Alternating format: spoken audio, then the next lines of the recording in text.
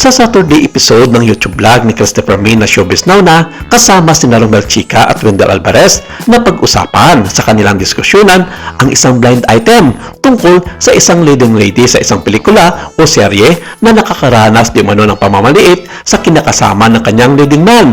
Maraming mga netizens ang napaisip kung sino ang superstar na ito ang tinutukoy ni Christopher Min at pinuno ito ng mga tanong ang comment section ng nasabing episode vlog.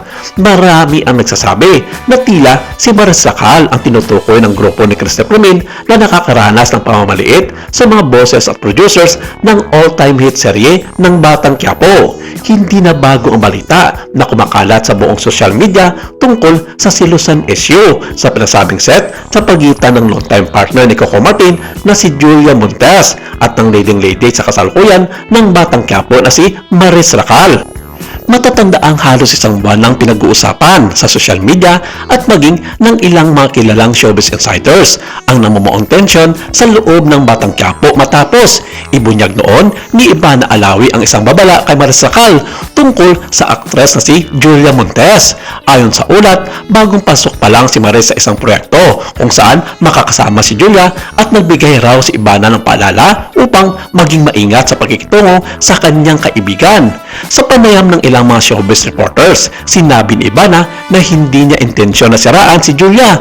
Ngunit bilang kaibigan at kasamahan sa industriya, nais niyang bigyan ng heads up si Maris tungkol sa ilang mga katangian ni Julia na hindi halata sa unang tingin. Ang babala ay agad na nag-viral sa social media at nagbigay daan sa samut-saring mga reaksyon mula sa mga netizens. Maraming mga fans ni Julia ang napaisip at ilang mga taga-suporta ni Maris naman ang nagsabing magandang payo ito para sa kanilang idolo. Hindi naman masama ang malaman ang dynamic sa set. Baka makaiwas si Maris sa problema, wika ng isang komentarista. Ayon sa mga insiders, si Julia Montes ay kilala sa pagiging perfectionist at minsan ay mahigpit sa set. Hindi raw siya palaging madaliin sa pagtanggap sa mga opinyon ng iba at minsan ay nagkakaroon ng tensyon kapag hindi natutugunan ang kanyang inaasahan sa production. Hindi ibig sabihin masama siya, pero may mga moments na dapat maging handa ka sa kanyang expectation. Dagdag pa ng source. Samantala, si Maris Racal ay ilang buwan nang nagtatrabaho sa proyekto at inaasahan ng marami ang kanyang performance. Kilala siya sa pagiging professional at madalas nakikibagay sa dynamics ng grupo. Ang payo ni Ivana ay tinanggap din niya bilang isang aral at hindi bilang isang batikos. Sa isang statement, sinabi ng actress na bukas siya sa lahat ng guidance at handang matuto pa sa set, lalo na kung makakatulong ito sa kanyang paglago bilang isang artista. Maraming mga netizens ang nag-react sa viral na babala, may ilan na nakakita dito bilang intriga sa showbiz, ngunit may ilan rin ang nagsabing bahagi ng ito ng dynamic sa industriya.